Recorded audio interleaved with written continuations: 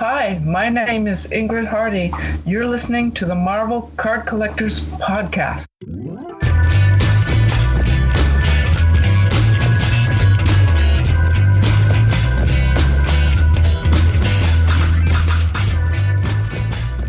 Hi kids, my name is Ian Taylor and you're listening to the Marvel Card Collectors Podcast, your weekly digest of hobby goodness, brought to you by the Marvel Cards Fan Collective, an awesome community of card collectors and creators. You can find our two groups on Facebook, details of which are at the end of this podcast, so come check us out. With me as always is my co-pilot in all things Marvel cards. The last time he allowed his Marvel to be unbound in public, things got a little intense. It's INGRID, baby. Wow. Classic Ian. Slightly on the edge, but not quite over the line. I love it. I enjoyed that intro this week. Marvel's Unbound. Marvel Unbound. I like it. Marvel Unbound. Unbound. Oh, Mr. Darcy, I'm unbound. So Hotness. Darcy. So can you guess what we're going to talk about this episode, Norrin? Oh God, what can it be? Unbound, maybe. Unbound. Marvel Unbound. We've not really talked about Marvel Unbound that much because it's kind of no, we haven't. It was coming, and it's it come and it's still coming. Pardon the expression. The artist Fred Ian, who, as it turns out, in a shock revelation recently, I figured out, a lot of us found out that that's actually two people. Yes. That's actually two people. No idea for a long time. It's actually two people. Blown. So Fred Roy, completely. I believe, is the guy who does the main, got the bulk of the art, and I think he's got a guy called Ian that works with him. I'm as yet undefined exactly what Ian does in the process, and that's just my ignorance, so forgive me if that's in the public domain, but that's why they sign it Fred.Ian. When you look at the signatures that are on the cards that we'll come to in a moment, they do look different. The Fred looks like it's in a slightly different script to the Ian, and I've often wondered about that. Interesting. But that's why. Yeah, I love it. Anyway, I love it. Did not know that. Yeah, did not know that at all. I know. So for those who, it was. I think it was in an article in Non-Sport Update, I think, which is now a Beckett publication, has been for a number of years. So, and I think it was an article in there. And then someone also, I think Fred himself may have commented when someone asked it in the group. But for the life of me, I couldn't find the post earlier. So anyway, who knows? So we knew it was coming because the gorgeous Travis from Upper Deck had told us it was coming back in the sexiness of Travis. So the Tao of Travis. The Tao of Travis. I love that. That's how I think of Travis in his wisdom, kind of floating cross-legged on a cloud. All zen. Yes. Legs crossed. Yeah. At one with the Doctor Strange pose. Yeah. Just moving on. Multiple beard arms. Floating in the wind. Multiple arms. Mm-hmm. Yeah. See, I get that. That's the perfect image for Travis. Yeah. He's got all the Upper Deck logo and all that sort of stuff. His hat, his cup, his t-shirt, when he does the spells, the circles are Upper Deck. Oh my goodness me! We've got to get poor Travis. Sorry, Travis. Sorry, Travis. Travis, we love you, and so did our audience. We do. Can I tell people a little teaser? Ooh, can I tell them teasers. That Travis is coming back? Ian, by popular demand. How dare you? I can't believe you said that. Oh no, I'm not sure Travis knows yet. The world. I hope Travis knows by this point. His agents told us they're booking him. Anyway, we will be. Travis will be back, folks. More details to come as we confirm. More details to come. I will walk myself back from the precipice of spoiling it before it actually happened. So back on May the 14th. At 2:15 a.m., I was sent an email from Upper Deck EPAC. Marvel's Unbound is coming soon to EPAC. Marvel Unbound packs will feature the following: one. So there's a single card per pack. One serially numbered base card per pack, featuring art by Fred Ian. In some packs, So basically, I think they're numbered to the base cards are numbered to 999. So, so that's pretty much 1,000 packs a week. 50 of those packs contain 2 cards. The second card being a rare Fred Ian gold autograph parallel. And then, and it's running. So basically, the email told us what we knew, but it gave us a little bit more info. Each week, a new Marvel Unbound pack will be released, spotlighting a different fan favorite Marvel character. The first, and we'll come back to this word first, 52 cards in the base set will feature all new original art by Fred Ian.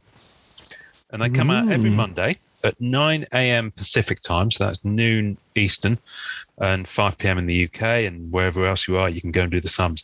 So 52 cards, so that's 4 quarters. So for each quarter of 13 cards, there is a character achievement card. So if you get all those base cards, you can redeem them for a character achievement card, which is also numbered, although for the life of me, I can't quite see. Yes, that's also numbered to 999.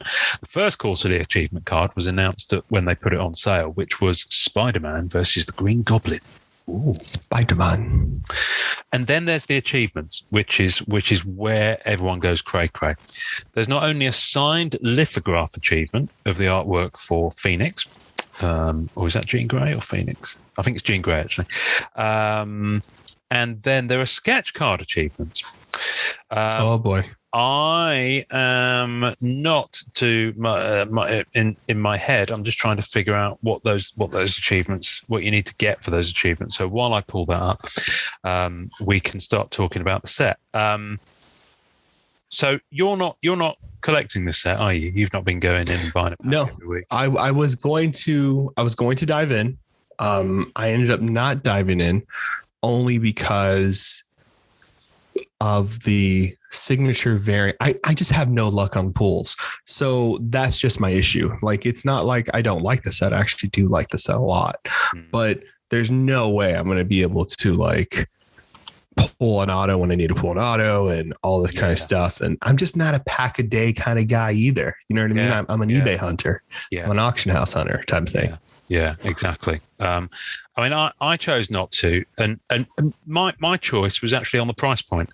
It's $12.99 for a pack, which is a single card. I know it's serial numbered, but it's still serial numbered to quite a lot. And there's a fair number of these out there. There's 1,000 of each card. And I was just like, okay. Yeah, I'm not going to commit to $12.99 a week for a year. It's just a lot. And, at that point I was still paying off some credit card debt. So, I kind of chose not to go in with it really. But plenty of people have. And I think you can buy free packs every purchase. And because there's obviously a lot more packs than Weekly used to have, people do tend to loop round. So I know some people do go in and they do buy, multiple packs a week because they're going for the autograph. So let's just talk about those achievements because I have got it up now. So basically the quarterly achievement cards you get from redeeming the base cards. So base cards 1 to 13, you get quarterly achievement card 1. Base cards 14 to 26, which is the cycle we're in now, you get quarterly achievement card 2, which is going to be Hulk versus Wolverine. That's a pretty card too. Let me share my screen actually. So let's share it. Over it. It's a pretty card. It's a good looking card. The artwork as well. It is a pretty card. It's appearing like tiny on my screen. So let me just zoom in. That is a good card actually. That's a good card. I like it. That's your Hulk 181. Kind of, pretty much. Kind of even with down to the winter. Yeah. Scheme. That's nice. And their kind of landscape presentation on the card. So yes. Kind of turn the card. And the Green Goblin and Spider-Man were also landscape as well. That's right. So I like the fact that quarterly achievement cards are doing something a bit different and they look different. Same. Only 4 of those. So basically, if you get each of the quarterly achievement cards, you get a shot at the Fred Ian 16 by 20 inch lithograph, which looks amazing. It doesn't give an indication of how many of those there are available. So I imagine there'll be up to 999 of them. Yeah. I mean, Potentially. you would Doesn't have assume a so, limit. depending how many people able to achieve it. Yeah. So But it says available there, and it doesn't have a number next to it. So if it doesn't have a number, it usually means there's kind of not an upper limit.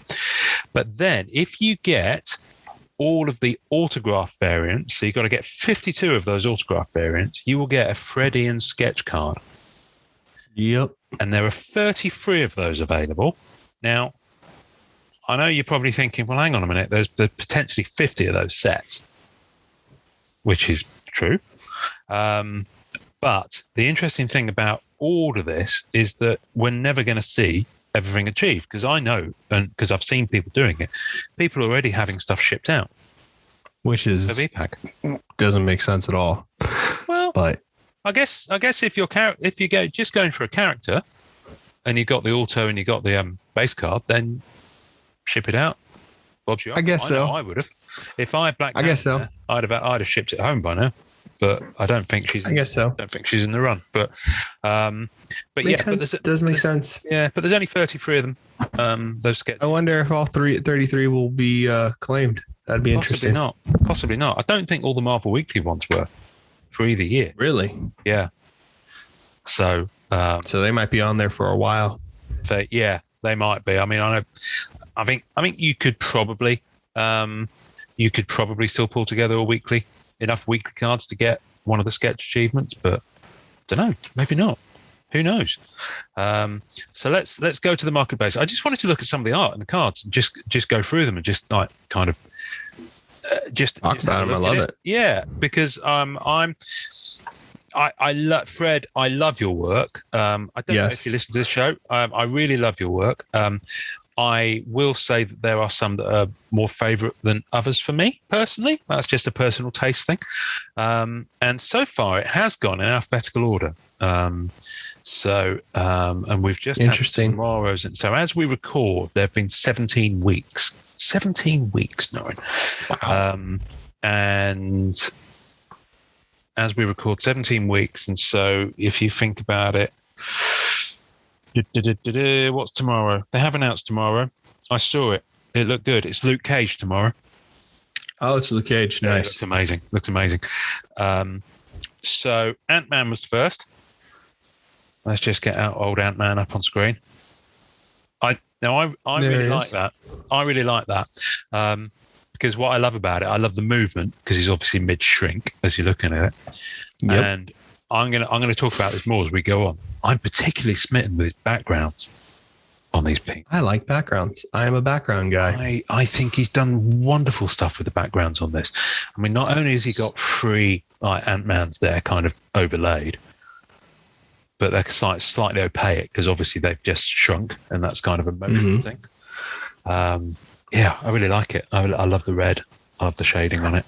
And what people might not know about Fred and Ian's work is that the pieces themselves they work on big mediums.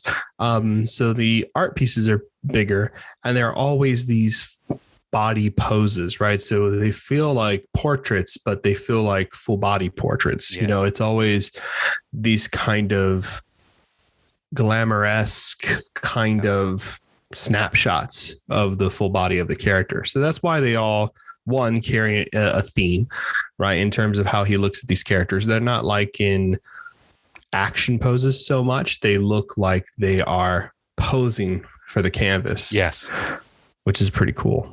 The other thing and again, I couldn't find this. I was looking for it on group, but I'm sure Fred, someone asked him at one point, and I think a lot of his stuff tends to be 3/4 of the character. Yes. I just think that's his preferred style. I think that's his preferred style. Yeah. And you can really see that through the flow of some of these, for some of these pieces. Black Knight was number 2. So again, look, you can see he chopped him off at the knees there. It's like a Monty Python thing. But I do like the shine on that. He's not a character I'm familiar with, and I have a feeling I will become familiar because obviously he's coming. He's coming to the internals. Now, whether he'll look quite like that, I don't know.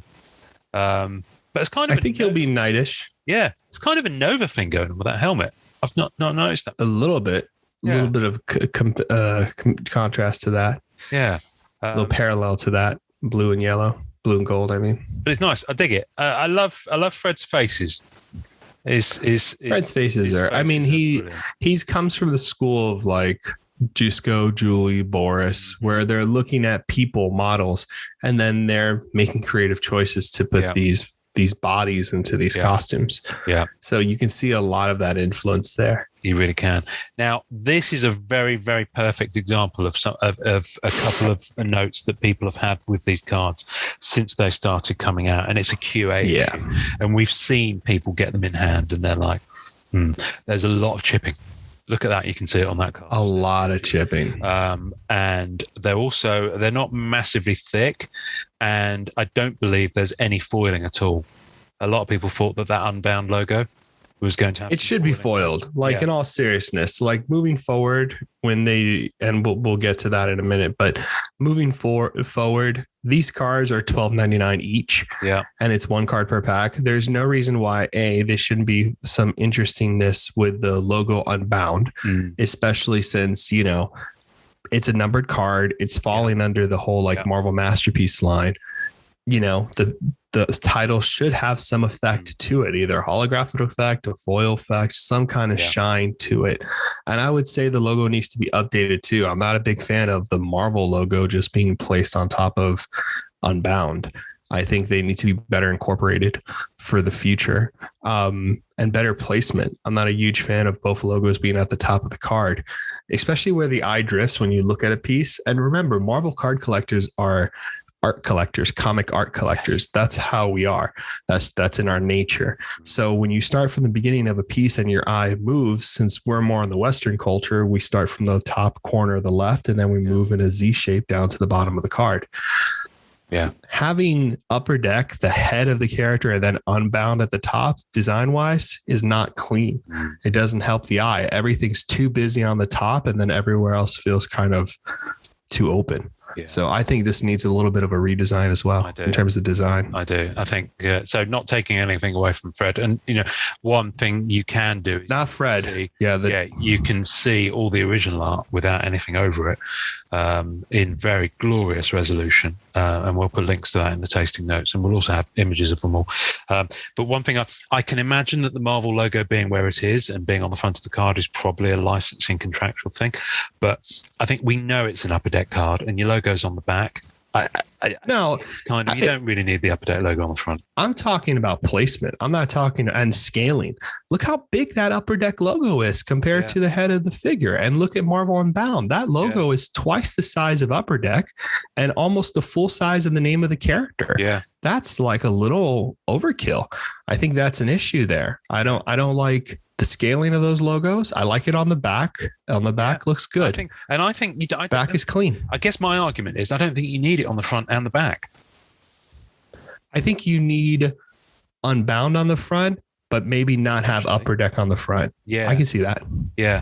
But look how small the upper, come on, that's crazy. Yeah, on the back is fine, and you've got the little hologram thing there in the bottom corner. Yeah, that's fine. Back looks perfect. Yeah. So I think back looks clean. The serial number on the front and the hologram on the back are the only shiny things about it.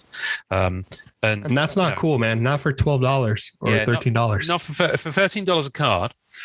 If you're serial numbering it, however you pitched it to be as a product in your line, people expect it to be higher end.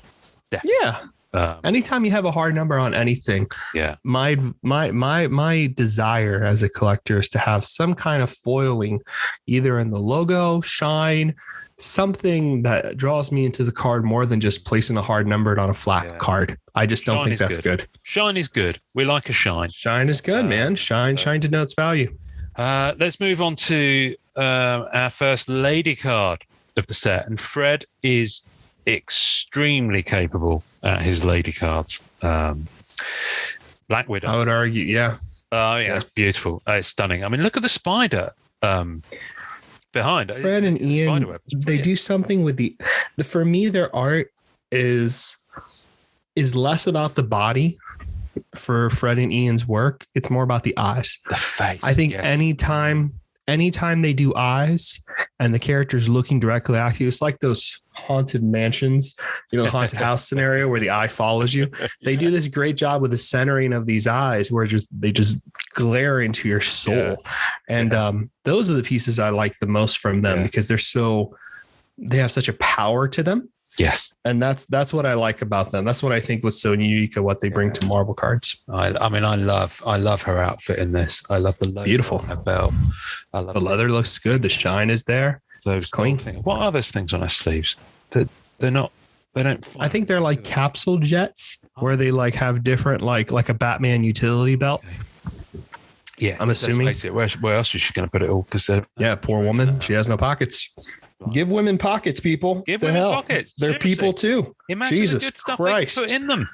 Unbelievable. Let's look at another lady without any pockets. Blink is great. Blink. This is one of my favorite pieces in the set. It is. I just love what's going on here with this kind of like.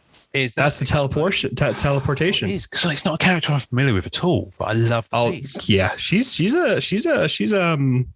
a deep cut, they call it, right? Yeah. Is she an X-person? Yeah. Excellent. She's an X-Man. Yeah. X-woman, X-Man, X-person. It's cool. I'm kind of wondering whether the full original painting has got something more going on with that hand. I don't know if the hand is cropped off in the original painting. Yeah. I feel like I've seen it. I should probably get that up on another screen. Yeah, so you can't access the full paintings, which should be practice. Also, there should be a book coming out showing all these off. I think that's something Upper Deck should get more in the habit of doing. Is releasing books on these full sets so people have the ability to enjoy the set without having to, unfortunately. Yeah, well, there will be gamble for cards sometimes. I've just gone on to the site. Where Fred's work is repped, Kirby's art, and my goodness me, you can see some of these pieces. Look at the eyes, look at the faces. Oh. That Captain Marvel is amazing. Kara Danvers, just wonderful. He does your girl well. Your Black Cat, just Black killer. Cat. Black Cat. There's something about Black Cat that Freddie really looks at that Black Cat. He digs doing Black Cat. You can tell because his Black Cats are always special. Here we go. So I've got the original art up, which you can see. And as I said, we'll put this link on the tasting notes. But yeah, look, there's the original for there's the hand. Yeah, fully out. So it's significantly cropped for the card, actually. I would have zoomed out a little bit more for the card. Yeah, I would have kept that hand in there. I didn't like the scaling. Man, that really upsets me. Why did he do that? Wow. Yeah, that's an interesting one. Okay. Let's go to card number. I know someone is very happy. That's right. Bullseye. Our homie. Bullseye. Now I have a feeling Amanda, who's our Mr. Bullseye collector, Amanda Z, graded gamer, as heard on episode 61. I'll drop a number in there afterwards. People won't notice at all. She is a Bullseye fan, and I have a feeling she's got the original artwork. I think she managed to get that original painting. I think she managed to get it. If not, that's a shame. But it's great. I believe she managed to get it. It's really good. I mean, I'm killed it. Yeah, I dig Bullseye. Killed it. But I'm not passionate about Bullseye like Amanda is. But my goodness me, that's a good painting. I love that she likes Bullseye. I think that's such a cool thing for her to be into. And she has one of the most amazing Bullseye collections that exist. Yeah. And what's great about this piece, if she did get it, which I don't want to out her. I don't remember if she did or didn't. And if she did, I don't want to out her too much.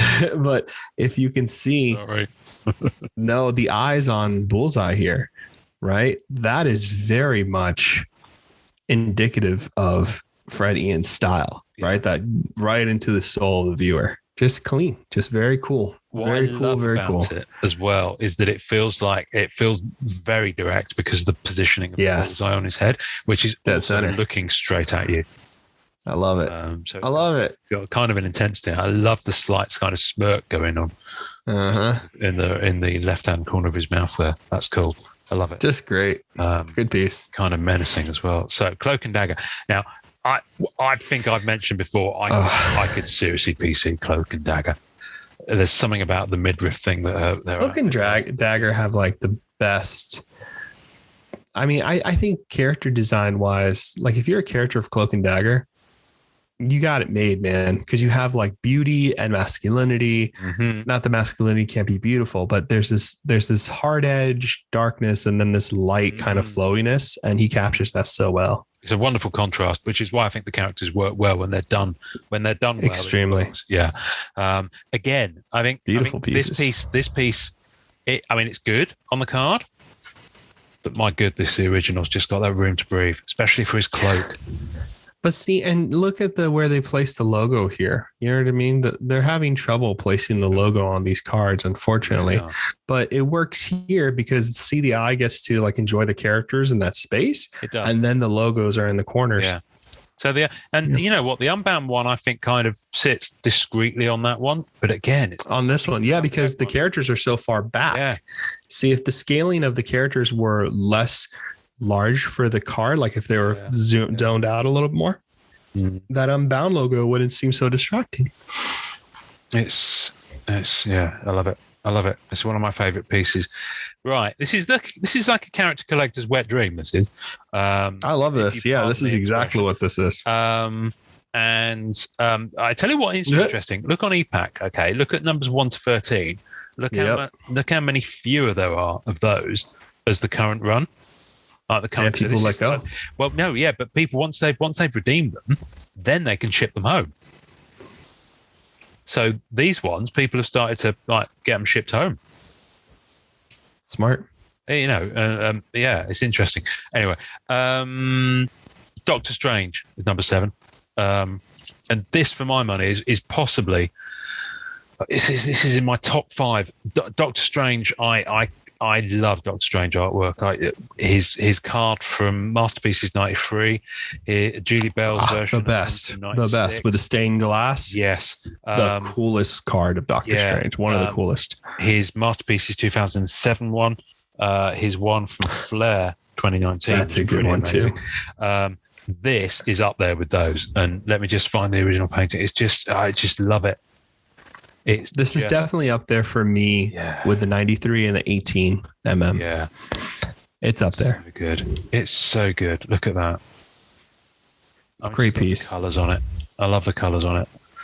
Great piece. Yeah. Good. Love it. Love it. Love it. Love it. Right. We mentioned this the other week. Ego, the living planet.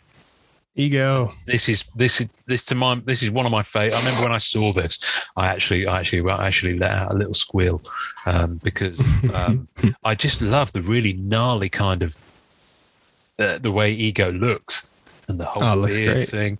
And you know, that planet there doesn't half look like a tennis ball, but anyway, it's really cool.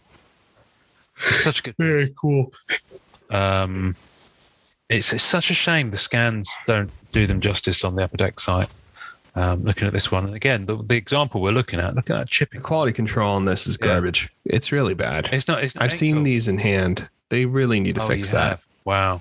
Yeah. Yeah, that's not good. And I know that they've had some production issues. So I mean, it's pandemic. I mean, like, let's be honest. Like, it's not entirely Upper Deck's fault on this. It's just the unfortunate consequences of the time. But I'm sure this will be fixed. Now, speaking of backgrounds, this Elektra piece. Elektra is card number 9. Elektra. And that's I think the card. This is probably one of the most cropped of all the cards. See, because it's quite a close up on the card. And this one bothers me too. If they would have zoomed out slightly and then moved her to the right, look how much empty space they have on the original painting on the left. Yeah. There's no reason for the card to have that much empty space between her right arm and the end of the card with the serial numbers. Look at all that dead space. Yeah. There's no reason for that to be there. Yeah. Well, apart from the Upper Deck logo. But please, they could have moved it. Give me a break. I mean, it's just you miss a good third, I would say, with the cropping on that one. You do. You miss the body shape too. Yeah. Look at the painting. Like you need to see the line from the leg to her neck to understand the positioning of the card. He's captured the athleticism and the physical nature of the character perfectly. Her positioning. Exactly. Very much in the Boris and Julie kind of, physical form kind of capture. Very much. Not the muscularity, but the composition of the body. Yeah. The positioning of the body. The strength and the grace. Yes. In the body as well. But just agreed. That background. It's just every time I hover, Beautiful. over, it zooms in. Beautiful. Look at that. Look at that kind of oval shape with the. That's killer. Yeah, I love it. I love it. It really just adds a dynamism to the piece and frames the character. Fing Fang Foom. Fing Fang Foom. I won't lie to you. Fing Fang Foom is kind of a meh character for me. And I know some people dig it. I've never really gotten it. I can't honestly say I've ever read a comic with Fing Fang Foom in. So maybe there's more going on with the character than I'm foreseeing. But it's a crazy ass looking character, that's for sure. I like the background of this. Probably one of my top 5 best backgrounds of the set. It's kind of a little bit trippy, a little bit interdimensional. Yes. And what I love is that very Starry Night. This character clearly shops at the same short shop that that Hulk does. Look. Just about to say shorts. The same thing. Yeah. What is it with green characters and purple shorts? The colors go well together, probably. I guess they do. But yeah, it is a little bit stuff and nightmares, that character for me. Let's move on. Gambit now is your favorite. Is your boy? I love Gambit's my favorite X-Men, hands down. Look at that. I love killer on this. I love the colors. Imagine what a rainbow foil effect would be like on that background. See, that's exactly what I was about to say. Rainbow foil effect. That's what they should have done. They should have done foil. Would have been on some of these backgrounds. I guarantee you, if the backgrounds were foils and the logos had some interesting dynamicness to them, I would have bought most of these cards, and I would have hunted the autos. I really would have, because the quality of the card would have been there. There we go. So I'm on the website. The Gambit original art is sold, but 16 by 20. Yes, is the size on that one. Some pieces are bigger than others. Yeah. So I think the smallest was 16 by 20. I think some other pieces were like massive. Yeah, I love it. I mean, it's one of my favorite pieces in the set. I mean, same. So far, anyway. Groot. Same. I love Groot. I love this representation. Groot looks great here. It's really cool. Classic Groot too. It is classic Groot. And that space scene is sick. Yeah, let's just get him. I mean, look at the contrast on the original compared to the scan on the wow. So it doesn't do it any justice on the EPAC scan. But yeah, not at all. If I got that card in hand, I would hope that the colours would look that vibrant. Yeah, me too. I haven't seen this one in hand, obviously. So I haven't seen this one in hand. I mean, so people know, when you look at the picture on Upper Deck, it is a little diffused because of the penny sleeve and the scanner that they're using. So it does dull the colors a little. And it would be a low resolution image, otherwise they could. And it would be a lower resolution. I think the card's colors don't look terrible in hand. Quality control on these cards was rough. And I think also, in terms of what they did with the front of the cards, like the layout of the design, I think that could have been fixed. I do like the fact that in the small, and this will be very small, obviously in hand, on the back of the card, you do see the full painting. Which is nice. And it's kind of overlaid with a kind of a pencil-y background. Well, it's a canvas brush, kind of like texture on the painting in a large format. Oh, interesting. I mean, it looks good. And you've got a little quote from both of them, and it says, "We painted Groot." So it's interesting. And there's the signature on the back with the dot. Yeah. So that signature on the back is obviously a printed one, but still. Hulk. Now, this is my least favorite so far. I won't lie. Same. I don't dig this one at all. And I have a feeling someone did say it was Amadeus Cho version of Hulk. Which I don't know why they wouldn't. I don't know why they didn't do just Hulk. But if they wanted to do Amadeus Hulk, they should have titled it so. Yeah. Don't know. I mean, it's a look at the explosion behind it. Wonderful. And I can't fault the artwork. The body shape is great too. Yeah, I don't like the face. The face seems dorky. Yeah. Doesn't quite do it for me. But but hey ho. Card number 13. So that's unlucky for some. Hey. Iron Man on card 14. I love this. I like Iron Man. I really like this one. It's a really nice. I like the Iron Man background. It's got a nice light behind where his hand is positioned. It's kind of got a bit of a high tech kind of vibe going on.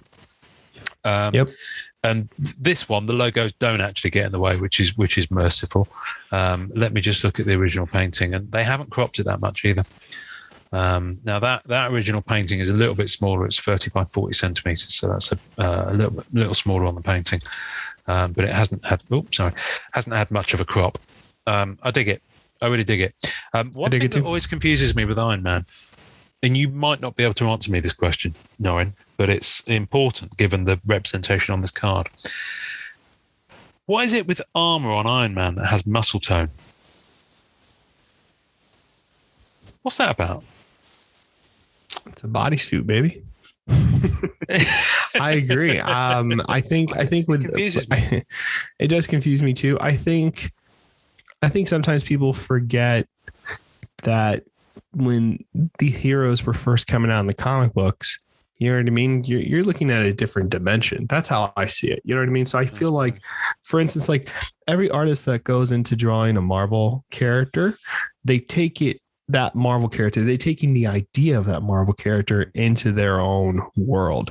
You know, Simone Bianchi did that so well in 2018 because the characters were not, they were symbolic nature. They looked like the characters we all grew up with, but they actually were the same characters, but in his world. Yeah. And that's what I think different artists do. Like Julian Boris, they take these characters, they put them in their own understanding of their world. And that's what I think good artists with Marvel cards do. Like Fred and Ian took Iron Man and they're like, well, yes, it's an iron suit, but you know what? We're going to see every definition of that. They are. Look at his guns. Beautiful. Look at that. Dear me, he's a fine figure of a man. Fine figure of the man. In fact, he is an Iron Man. So card number 15. Now, this is the one that's on the packs and was on all the original promotions for the set. Which is so special. This is the Jean Grey. And that's the one that you can get the lithograph of. You know what? I've maybe got 10 of the cards so far that I've accidentally come across in trades. I might actually push through simply for the lithograph because I would quite happily frame and have a full uncut one of those, even if it's a lithograph. Because look at the she looks great. Her. Look at that. And yeah, if you look at the card, it is on the card. Yeah. But see the logo, like anyway. But yeah, she looks great. She looks beautiful. It's amazing. I love it. I love the colors on that one, especially. There's a really good contrast. So Kraven the Hunter was now. Oh boy! Now this is a ripped Kraven. Look at that. Kraven's usually ripped. He is usually ripped. But if you look at his stomach, if you look at his head, he looks like he's possibly Catwalk Kraven. Is how I think they should have gotten Pat King to do this for Kraven. I think they would have had the perfect body. he is. Look at that. That's Catwalk. You're the best, Pat. There's a beautiful, beautiful, beautiful face on that Kraven. He's never been in a scrap, or at least no one's ever hit him. no one's ever damaged that body, that good looks. I mean, you wouldn't, would you? I mean, look at him. I mean, he's yeah. Anyway, and to be known, like Fred and Ian are masters at doing animals. So seeing the lion, I think that's the really cool thing for some artists that are card artists as well. Like Jusko, Fred, and Ian, they all do animals very, very well and very, very detailed. And so when you see them do Kraven, or Khazar, I think is how you say it, right? Or She-Devil. Shana. Khazar. Yeah. Mm-hmm. Shana, Khazar. When you see them do those characters, they're always putting it with it. And Black Panther, you always see Panthers with those artists. Like it just makes sense. It's just a cool thing to see them also put their masterwork into the animals as well that are featured on the cards. What I like about this one is the detailing. So the belt, the utility pouches, the binding on his wrists. I think the texture of that is incredible. But then, there's just that fur of that mane. But if you if you like put your fingers over it and block out the midriff part, those two halves of the lion face go completely connect. They absolutely connect. Which just goes to show that he's hard bastard, basically. And this one, and I'm sorry, I'm going to be very childish here, but this one, Loki, card number 17. When I first saw it, the words that came into my head were sex Loki, because it's just the pose and the way he's standing, just the gorgeousness of the man. It's just, oh my goodness! Now there, he has a ponytail. He has a ponytail. Look at that. Does Loki have a ponytail? And he's got a gold. He's kind of got this gold disc kind of thing going on. Pants, which I'm not. It looks great. I'd like to own a pair of pants like that. I think I could pull. I think the first time I saw what a Speedo was my dad on the beach in a Speedo. As traumatizing as that is. My dad was a bodybuilder. Oh wow, okay. He's probably big, huge physique, big guy, muscular guy, and Speedos were a big thing in the 80s. And that's what I think of when I see this. I'm like, really? Speedos. I love it though. I think it's a beautiful example of physique, and I think it looks really good. It is. I think the background today as well. Look at that. Background. See, and the thing that makes me a little sad is that you lose the columns in the art, the card. You get a hint of it down that side. A little bit. A hint of a column, but which is a shame because it's a shame. Well, it also. If you look, it draws your eye to the edge, and you can see. I know it looks like edgeware, but it's actually just a column. And there's a tiny bit of column just there on that side as well, as well as obviously column there. Anyway, and Luke Cage tomorrow, and long may it continue. So there's going to be another. I've got to do my sums. We're only about a third of the way through, I guess. Yep. On this, and it's going to be an absolute frenzy. And if, unfortunately, this is just the way of things, there are people who will 32 after Luke Cage. There will people that will harvest, especially those last cards in a quarter and those last cards in the run. I remember we had it on Marvel Weekly in that last week. There were people who got them, not for any other reason than because they wanted to hold them a little bit hostage and get a little bit more back for them from people who needed them to finish the run. So that will happen, unfortunately, and it's a dick move. And if you do that, then I think you can probably tell what I think of you. The autos are going well in the market. They're going anywhere from about 80 to 150 when they come up for sale. Wow, really? Yeah, they're people. They're holding their value. And when I see them being sold in the group, they always go immediately. People are always posting in search of posts. So because people, they're going to fall right after the sketch cards are redeemed. I would imagine so. Yes. So if you hold your nerve on it, the single cards, because obviously people do go in and buy more than one. What we're seeing is that people immediately dump the ones that they don't need and sell them, and they I've seen them as low as 7. Usually people sell them for about 8 or 9 immediately. So you can, if you're after this set, you don't have to buy it new. You can let other people do that scrum. That's what people do, about right? 20 minutes. Yeah. If someone's looking for that sketch achievement or they just want the auto, most people will buy like 3-4 packs, hit the auto, hopefully at that point, and then sell off their other cards. And that's the best way to do it for anybody who's looking just to make the set and, possibly achieve the lithogram. Yeah. That's the way to do it. Yeah. I've accidentally acquired some of these cards. sounds weird to say. But in my collection, I have about 10 of them, I think. Wow. And I didn't intend to. I've got 9 of them. So I've got just under. That's pretty close, actually. So I've got 4 through almost a full run. I've got 4 through 13. I'm missing 12. I'm missing 1, 2, 3. So I've almost got all that first quarter. That's amazing. So yeah, I didn't intend to. And I'm not sure if I'll actually go for it. I might do now that I've seen that lithograph is doable on the base cards. Might do that just for the lithograph, really. If nothing else. But it's interesting. So going back to that original email, the first 52 cards in the base set will feature all new original art by Fred Ian. So remember when we were told about this, we were told that it was going to be similar to the living set that Tops do for Star exactly. Wars. So I guess it's fair to Which say was that, the suggestion you and I had a long time ago. Yeah. Funny enough. Yeah. I guess the interesting thing is whoever is the artist on the second 52 cards will already be working on them. Yeah, they're already picked. Yeah. Who would you like to see? I'm sure. Mike? Huh? Who would you Who would like I like to see?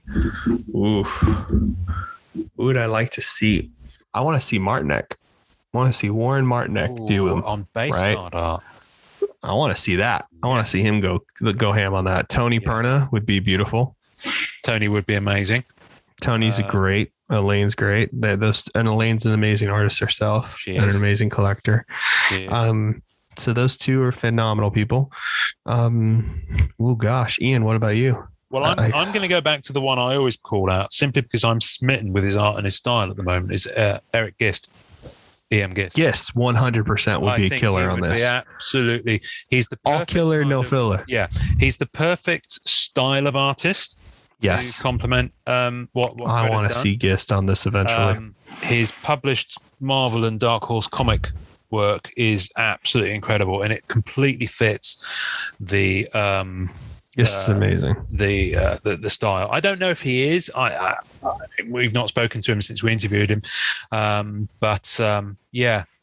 that was the case, I think Gist is working on stuff. I'm sure, because there's no way they had him on Flair. Yeah. And they're not going to call him back because he's just way too good. Yeah. So I highly doubt we've seen the last of Gist for sure. And seeing him on Unbound, I think that's a great choice, actually. Yeah. I love that. I would very much enjoy that.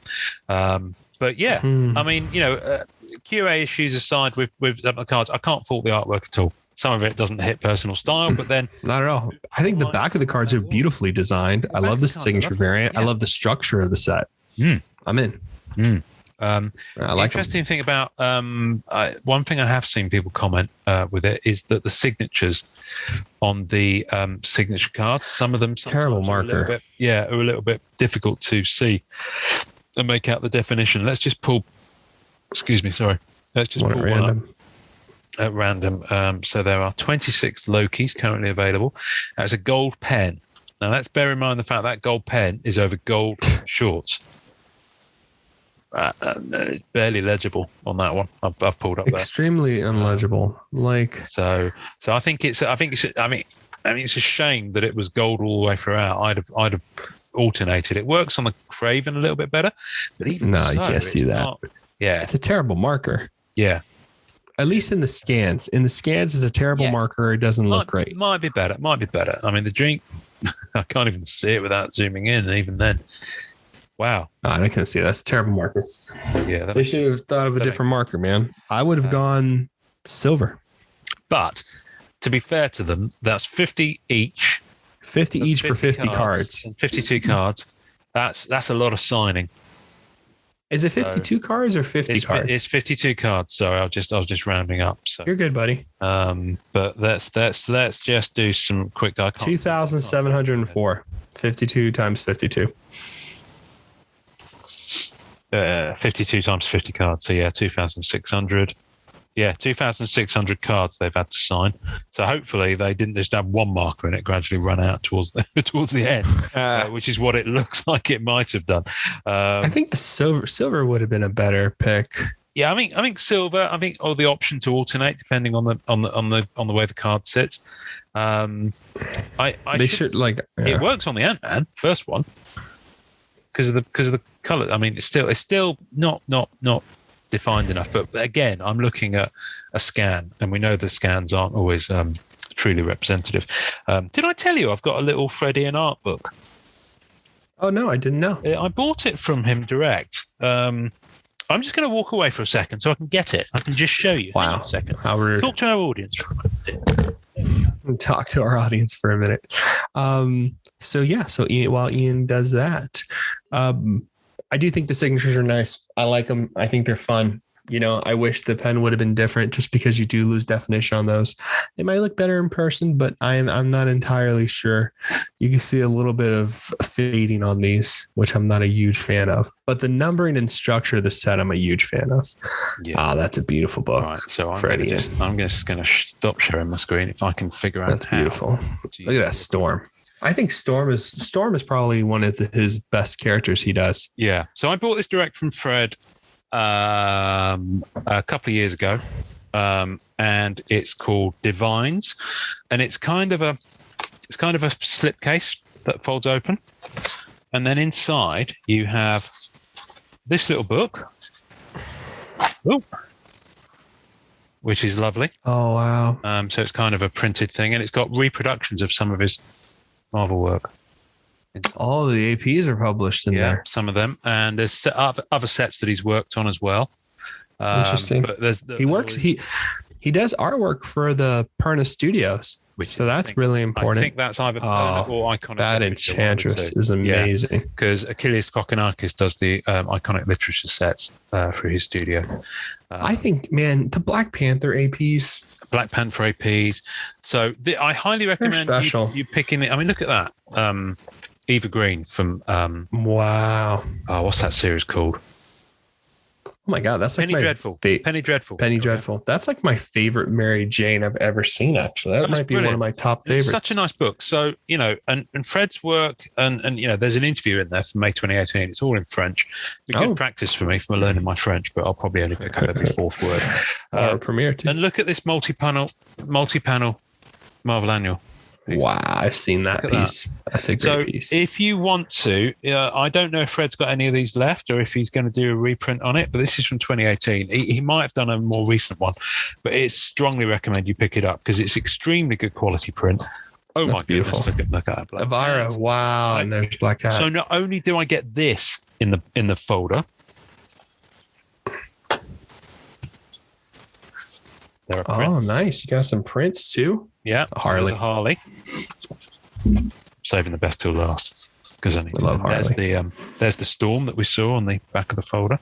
Great Mohawk and these Storm. are done in a kind of canvasy, like a matte, semi-matte thing. Yeah, I have a canvas Mobius Silver Surfer print. Oh, are they all hand signed? You know what? That might be hand signed. I didn't even think to look. Maybe it is. I don't know. Cool. Yes, it might be actually. Yes, it is. I can see the pen color in the one I'm about to get to. Hey, there's a Red Sonja. Red Sonja, super underrated. Chainmail bra is the way forward.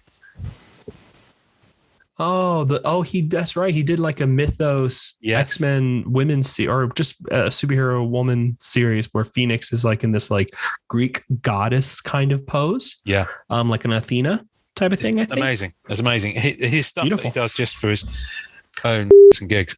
Linda Carter, Wonder Woman. He should be. Oh, she's the best. Isn't she the best? She's Linda just Carter. The best. Love her. Poison Ivy. Beautiful. One of my favorite characters. And then Scarlet Witch. Sick. And you know what I've got in my hand here. Of course. I knew when you said best for last, I was like, kept Black Cat. And that is signed, definitely, because you can... where are we? Yeah, look at that. You can see that's signed in gold pen over the top. Wow, yeah, you can see that right there. That's cool. Isn't that beautiful? Look at that face and that look. That's awesome. So yeah. So anyway, that you should frame that. That's a really nice piece. I'm going to. It's, I need. No, I'm with you. So much stuff to get framed. Same here.